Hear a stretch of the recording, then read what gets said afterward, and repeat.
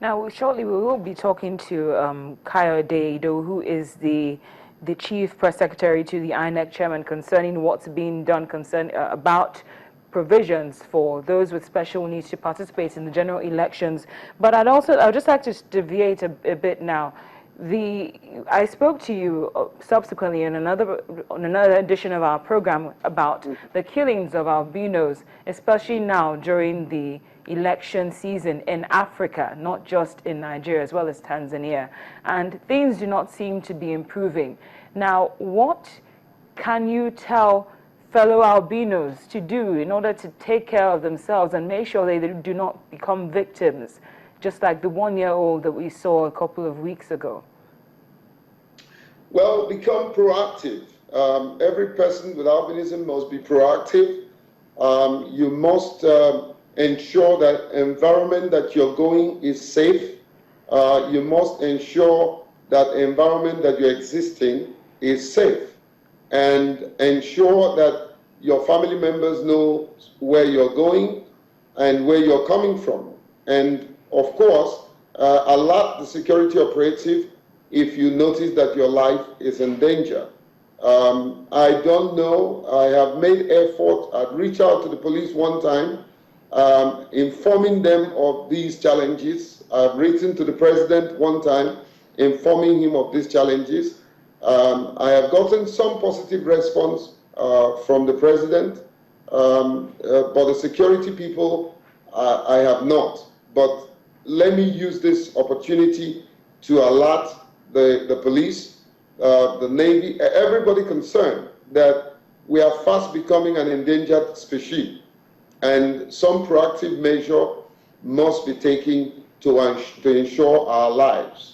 You know, I don't want to tell you my experiences a few days ago, my personal experience, you know, where somebody broke into my house, you know, and so you never know what will happen next, you know. So there's a need for some proactive measures to be taken to safeguard the lives of persons living with albinism. We are part of this country, we belong to this country, and we are fast lacking a sense of belonging.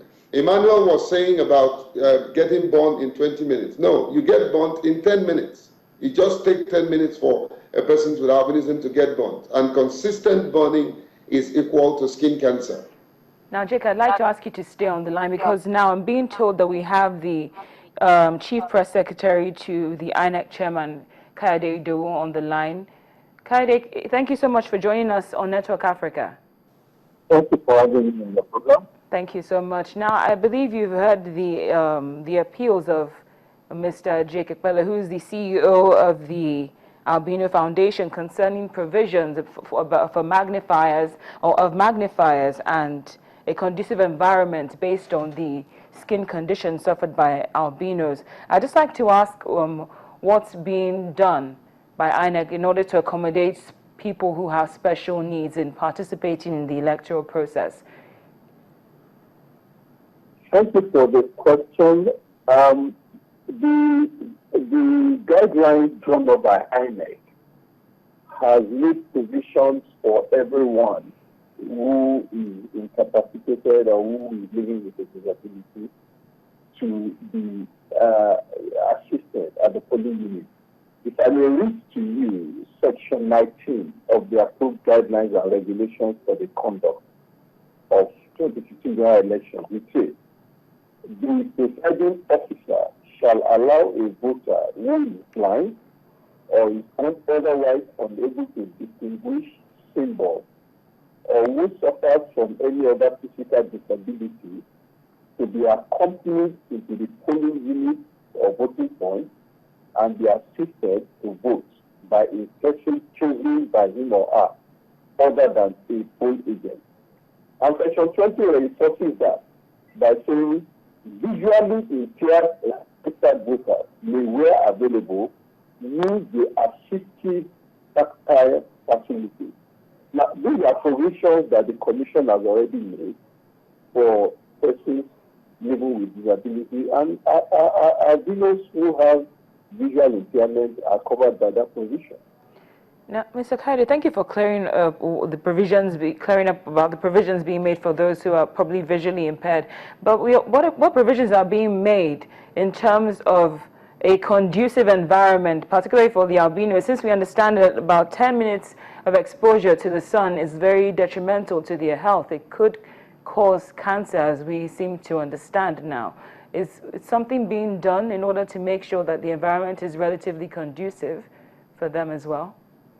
Incidentally, you know that for 2015 election, there is no polling unit that will be in open space. Every polling unit will be in a covered place. Classrooms will be used where they are available, and where buildings are not available, the commission will provide the canopies where you can order the process, how people can go in and exit the polling unit. So this itself makes the environment more conducive than it used to be before now. Now, Mr. Jacob Epelle, as an albino, since it's you and people you represent who are involved in this, is provision of canopies, for instance, if in case it's not in a building that you're going to go to vote inside of, is provision of canopies adequate enough to shield albinos from the rays of the sun? Is that sufficient? No, Cynthia. I think Mr. Kayode is getting it wrong. Number one, to group us into PWDs with necessary mention of the distinctive challenges that we have is wrong.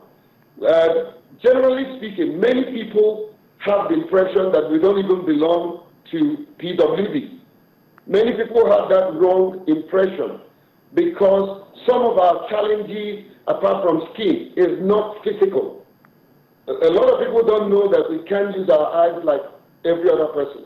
A lot of people don't know that the sun burns our skin. If you provide canopies, you will only prevent just a little bit of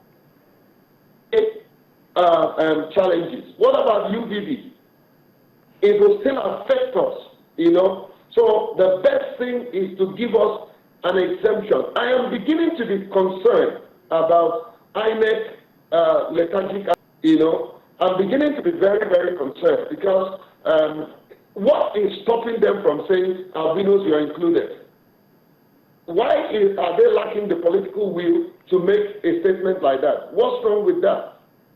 Why can't they say that JAM did it or yes did it? Well, I believe that now Mr. Kayode has a better understanding, and INEC has a better understanding about the challenges that albinos face, as well as special groups who are willing to participate in the elections, which are just 30 or 29 days away, and hopefully the environment will be made conducive to accommodate every member of the electorate.